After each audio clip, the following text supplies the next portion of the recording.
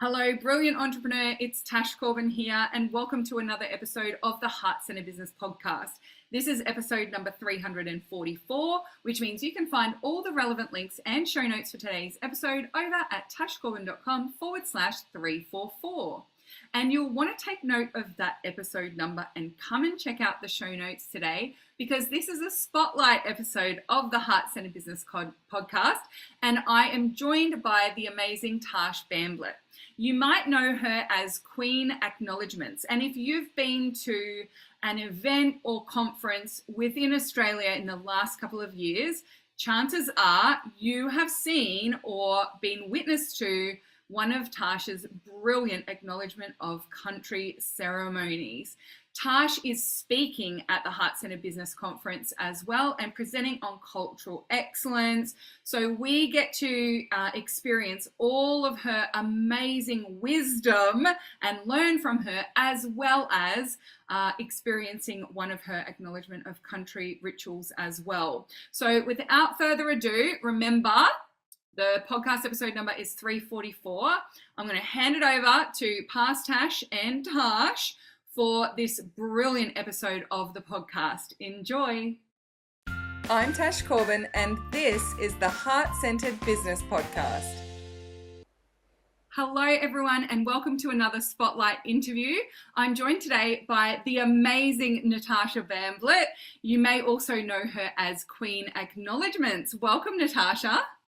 Hi, Tash. It's so lovely to be here. Wonderful. Now, we already know that you are a very fierce and authentic speaker. I've seen you do a lot of acknowledgement of countries, and your content online is very much focused around education and being an activist.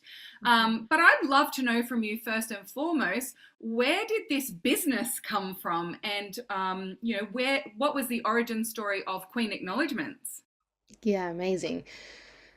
Well, basically, this had begun around 9 years ago.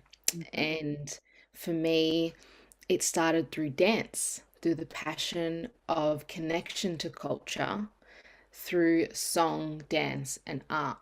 And it was basically a group of young Indigenous boys and girls coming together in my garage, practicing and learning a dance that myself and my brother had choreographed, teaching some other young ones that we could then perform for the community in the Indigenous Kinder and the elders for NAIDOC Week, not realizing that it was so much more than that. It had become a positive way that people were spending their time, was taking kids off the street and into a positive environment. We were connecting to each other. We were sharing story, supporting one another, and we were getting the praise from the community that we were doing something that was positive for ourselves and our culture, continuing that culture. And it was me in front of a room full of elders, which is the most daunting room that I could ever be in as an Aboriginal woman, really holding the pride of and the strength of the elders that have come before me, and to really want to honor and do them all proud, and honoring and acknowledging the land. So that was me almost 10 years ago. And fast forward, it's been a part of my ritual. It's been a part of my daily life, of how I move about different lands, even when we travel in different countries across this nation. That has been what I've done for myself and what I've passed on to my children. And the beautiful Queen of Confidence was like, what are you doing?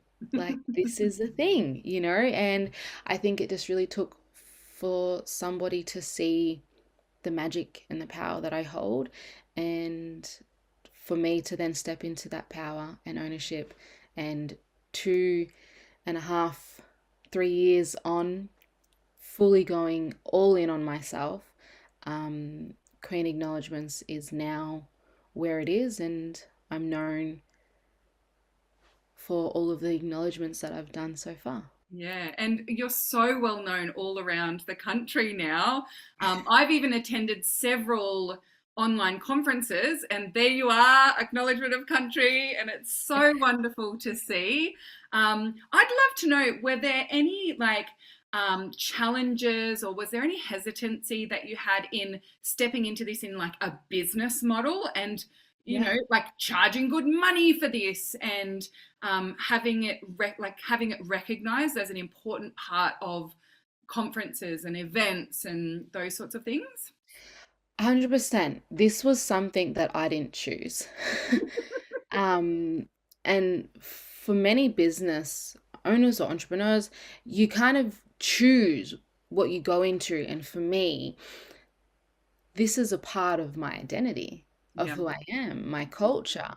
And it's been a ritual that we've been speaking to for a long time and bringing the importance and the value that acknowledgement of country holds when we bring it into a presence or a conference or a part of a practice or a ceremony, that we really get to honor the land, the first people, and why we're here. It Mm, really brings presence into the space. And the challenge has been, well, how do I charge? And understanding the that when you talk about energy and the transaction and showing up and sharing knowledge, that can come at a price. yeah.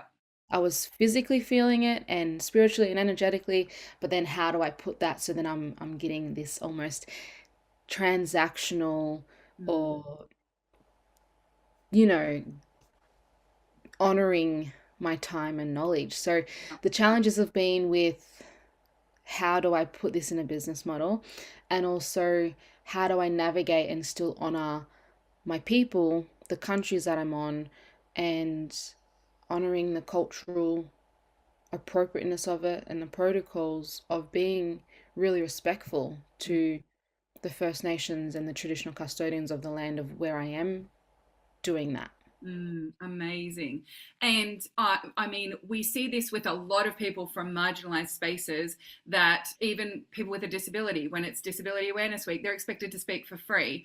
International Women's Day, how many women just recently were asked to speak for free because they're tokenized in some of those situations? And something that I would love to reflect back to you is that in you standing up and charging appropriately, you've created a ripple. You're part of that wave of people setting the standard that this is something that needs to be paid for, that needs to be an appropriate energetic exchange. So yeah, I absolutely love, I've got goosebumps all over my body since you started talking, but I absolutely love seeing that, you're contributing to this being seen as something that is of value and should be paid and recognized. And you're coming to speak at the Heart Centre Business Conference, and that's something that's always been important to me, is because most of our speakers, if not all of them, are women or non-binary people. And it's really important to me that they get paid, like, first and foremost, because even in my early days of business, there would be conferences and I would look at the page and it's all white dudes. And so I would contact them and say, is there going to be any diversity at this conference? Are we going to see any women on stage? And they would say, oh, well, we're really struggling to find women speakers. Do you want to be a speaker? But they wouldn't pay me, but they've paid all these dudes. And it was just like, wait a minute. And so I can only imagine how much harder it is when you want Acknowledgement of Country to be part of that event, but you also need to be paid properly. So if Mm. anyone else is going through that, whether they come from a marginalized community or person with a disability or someone who wants to be a speaker, do you have any advice on really how to stand strong with that, or how to stay true to that charging for the experience and what you bring to the table? Yeah, well, that's been my journey. I started off with a lot of free offerings Yeah. and my time was free, and then it went to gift vouchers and, a really small portion, like appreciation for all of that because it has allowed me to grow. Um, for me, it would be take on those experiences that you've had and then stop and reevaluate what it is that you stand for. Mm. It's it's connecting and being inspired from people that are doing what you're doing or what you want to do or have done what you're doing and have made it to the next level. Mm. And then it's just learning from them, connecting with them. For me, my biggest growth has been from showing up. Yeah. Yeah. And when you show up, you're in presence and you're in, sharing knowledge and wisdom and not only the content, but you're watching how people hold themselves in Mm. their power, Mm. especially when you are sharing from a place of story and identity. For me, it's my culture, my identity, my belonging. So that's almost like embedded in me from the heart. It's not something that I've researched and studied for. It's different. And when it is you and your story, before you even step out of your home to go to this place, like there should be a dollar value on that. Mm. And the reality is everything that we do has a currency. Yes. Yeah. And the currency of exchange is in dollars. So step into your power,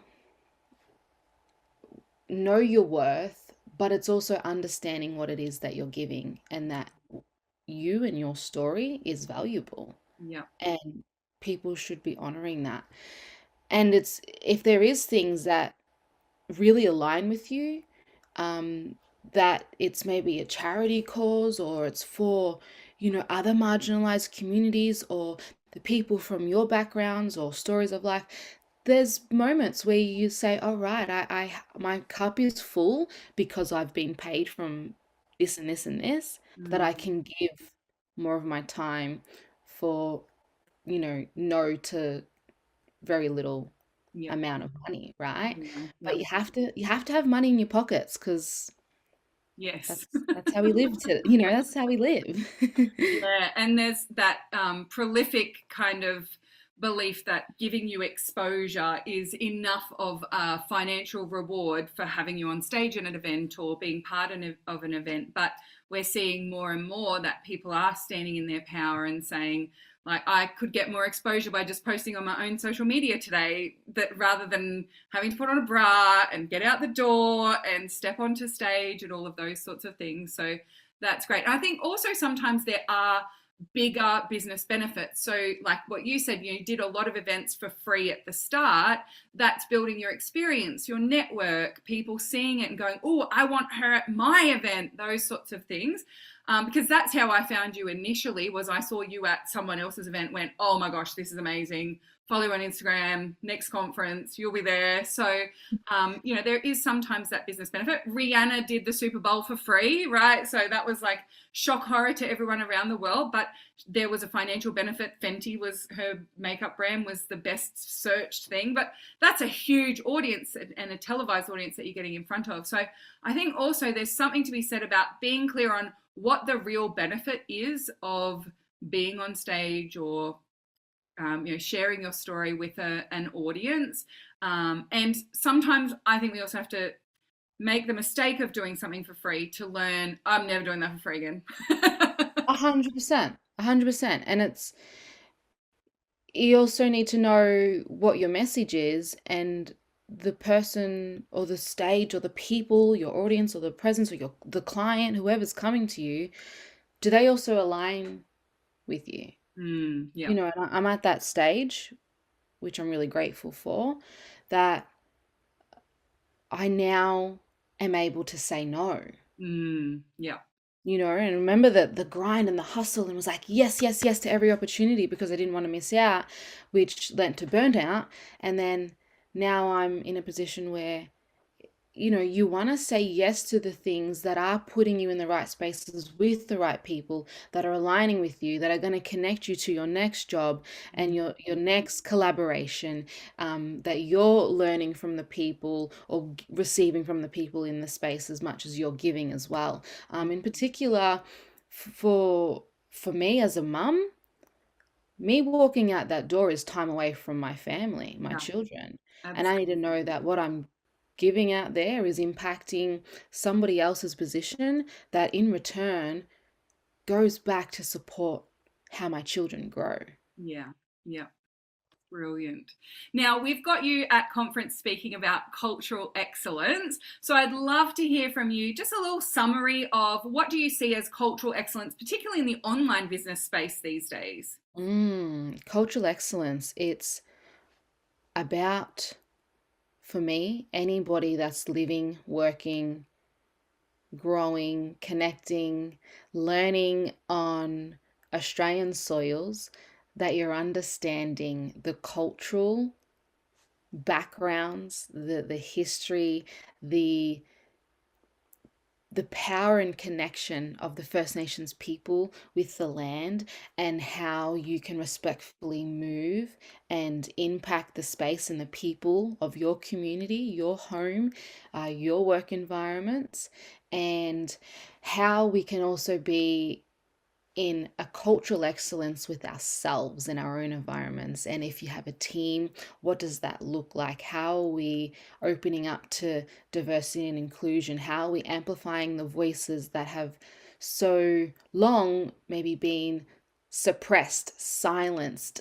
dimmed? We're shining the light, and in particular to the people that are in positions with opportunities. We'll be talking about biases and stereotypes and the privileges, and how all of those things will put you in a position of power. With power, we have responsibility, and to not only empower you to the next level in your position and in your story, and using First Nations wisdom and connection to country as a way moving forward, that you take your cultural environments, your values to the next level. Gorgeous.